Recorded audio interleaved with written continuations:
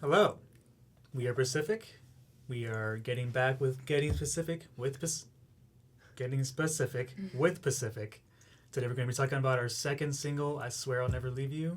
This is Getting Specific with Pacific. Roll it.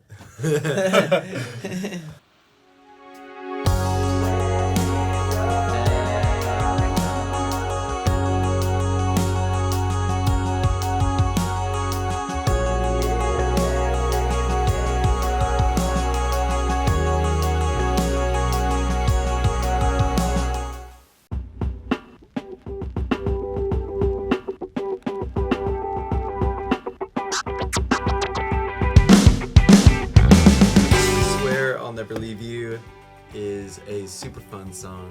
It's so fun to write. Kind of our homage back to like 90s rock pop. Oh yeah. And Thank you. so we really wanted to lean back into that.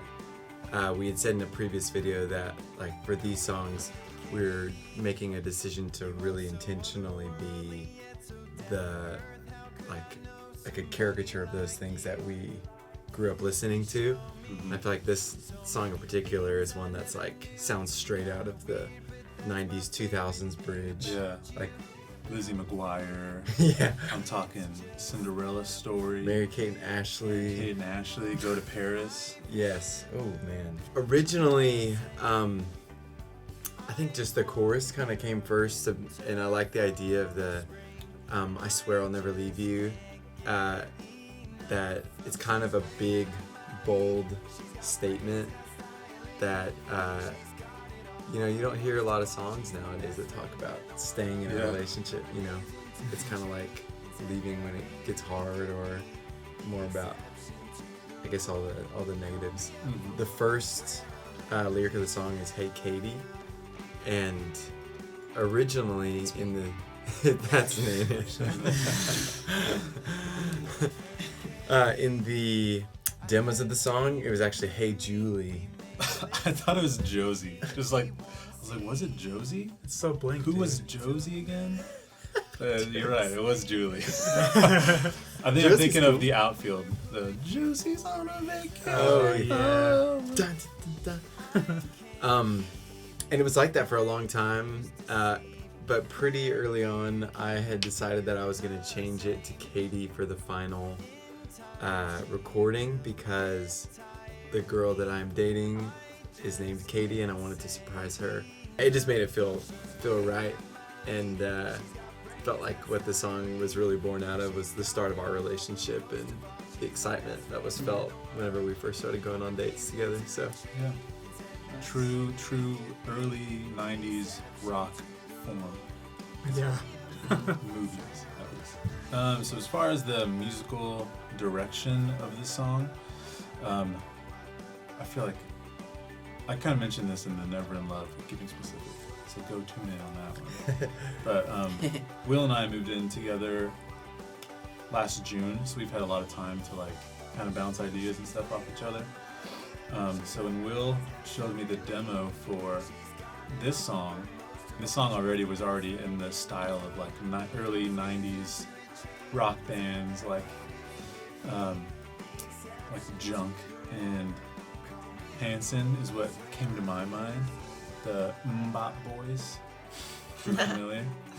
And I remember like talking to Will, and I was like, Will, pull up Spotify right now and play Mbop, because that is exactly what I'm hearing right now. One of the things that I noticed was in Mbop was this like weird record scratch.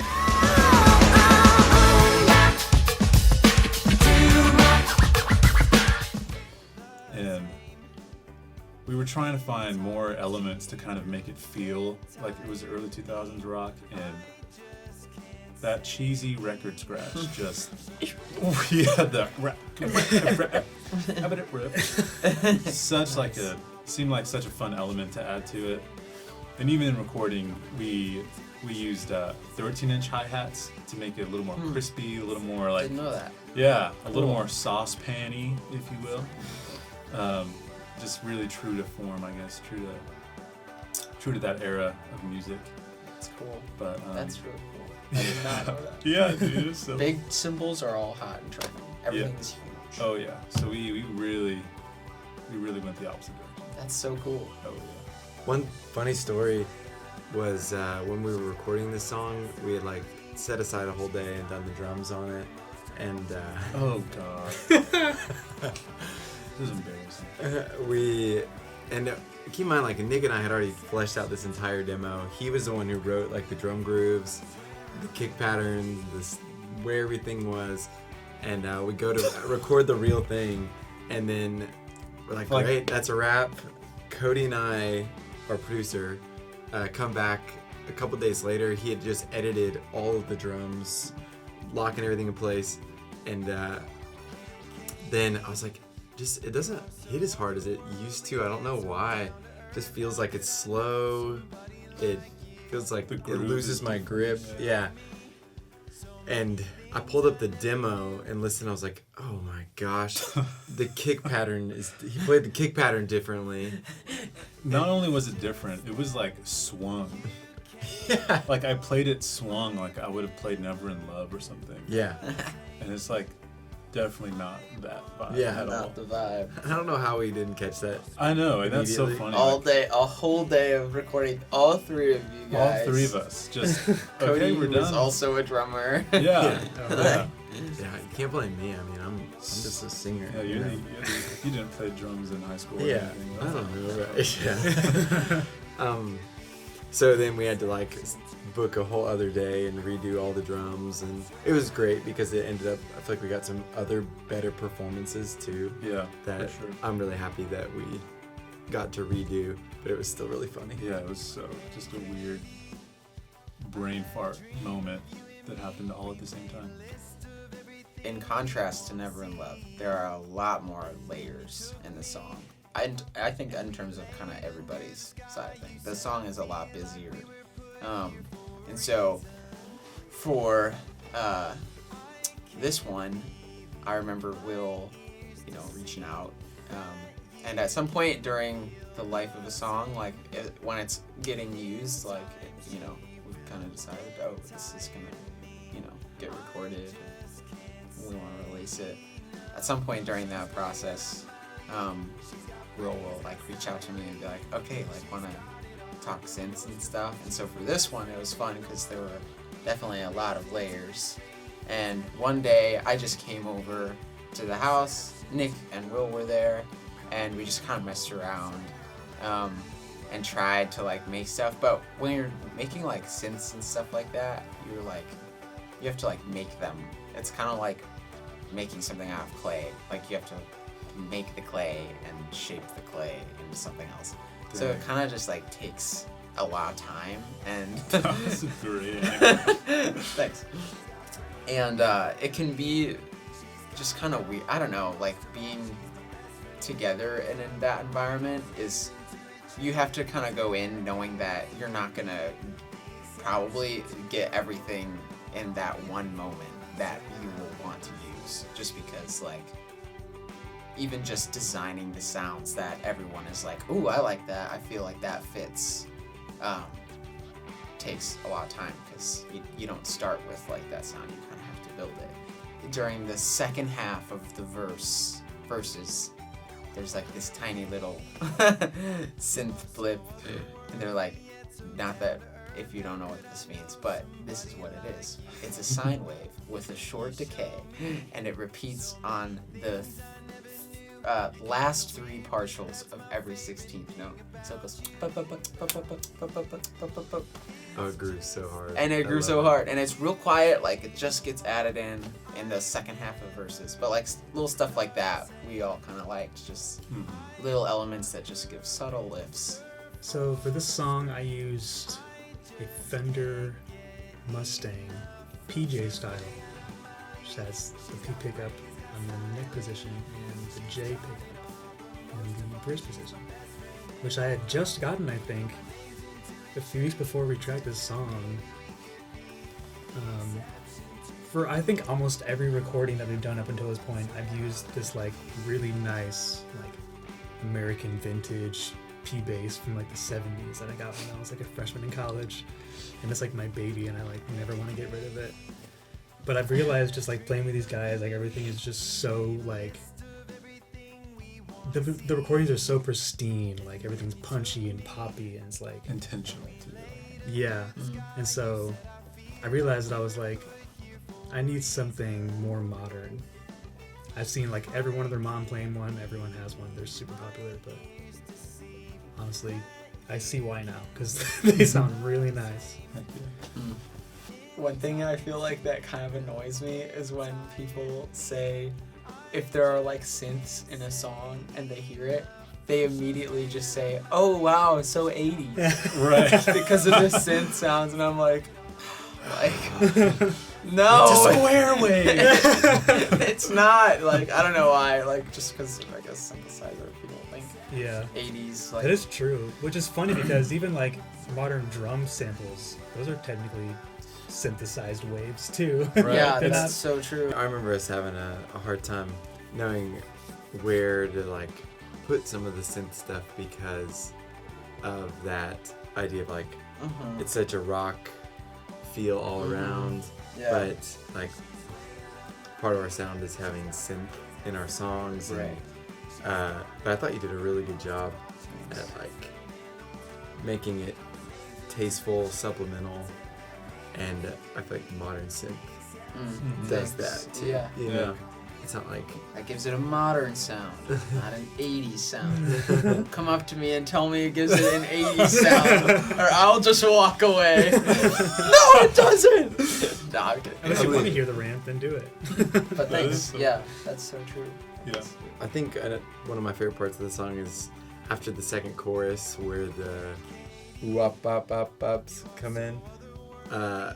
Just feels like this big, like, I guess, breakthrough moment where it just like we've been telling a story and then it's just like from here on out we're just grooving Just for the dance. rest Yeah. of the song. Yeah. Yeah.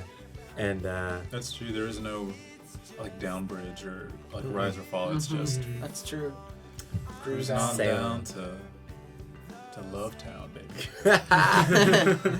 and even with the song Fade Out at the end, I remember was the idea that we're just like keep the party going, don't let it stop. I love songs with like long outros, and Mm-hmm. especially when it's just like a jam out. Yeah. Yes. I Like love it was that. that era too. Yeah. Like end of like Cheaper by the Dozen or something. Like they would just The fade freeze out frame. a track. Like- yeah. Inline skating movies. Oh, like, yeah. Just gripping just to the bell. Ding, ding, ding. Good. Oh, yeah. Ding. I love the bell. Those made me so happy. I Back know. in the day. I think it's and funny you break. mentioned that because like even just having this conversation, I realized that there's a very stark contrast between like the lyrics, the message of the song, and like the production of it. Because the production is like so tight and clean and like purposeful, but like there's so many lyrics that are like kind of tongue in cheek, like self-deprecating a little bit. Where it's like, oh, I'm just like a nerd, like I'm like who are you to be with someone like me? And it's like this, but then like you're saying that, but then you're like, okay, but here I am, like at the end of the song, Great like, we're- producer. Yeah, we're in here together, and like this is gonna last forever. I think it's Yeah. really cool. That's cool. On this EP, one of the themes is like the guys knew I grew up playing guitar, and like there's kind of songs with hints of guitar in it, like guitar solos like in Crumble, then like the punky chords of Yellow Bleach, but I play acoustic a lot live, and so I feel like all these new songs are really electric guitar driven Heck yeah. Yeah. stuff that About it. it's been challenging to learn how to play again. Like And sing. harder Play and to- sing at the yeah. same time. Not just chords, but like Yeah. actual Parts. leads and parts and stuff. So, but it's cool. It makes me excited because it feels like more of a step backward, kind of like the genres, but also a step backward for me. Of this is the stuff I grew up playing in my room, and the stuff that really got me excited about music in the first place. So. I'm about it. Me too, man. Yeah, give it. I Swear I'll Never Leave You and Never in Love were the first two of any of the songs we've released to get on Spotify's like editorial playlists. So when you use their app and you see the playlists that are like workout or soda, which is one of the playlists that those two songs got on. Those are playlists that are made by people who work for Spotify, who are curators, and they just pick songs. We were super stoked. That was like a really big milestone. Mm-hmm. Really exciting. Cool the timing of it all in the EP because it coincided with Valentine's Day. That's right. And releasing it on Valentine's Day just felt like that was the best time in the whole year that we could release a song that's talking about being in a relationship forever and ever. Yeah. Thanks for watching. You can still find our song I Swear I'll Never Leave You on the Spotify playlist called Soda. Just look it up, stream the song there. Tune in next time. We'll be talking about our next single, Road to Somewhere. It's so hard. It is so hard. Oh my god. What if we all did that at the same time? That is amazing. Bye.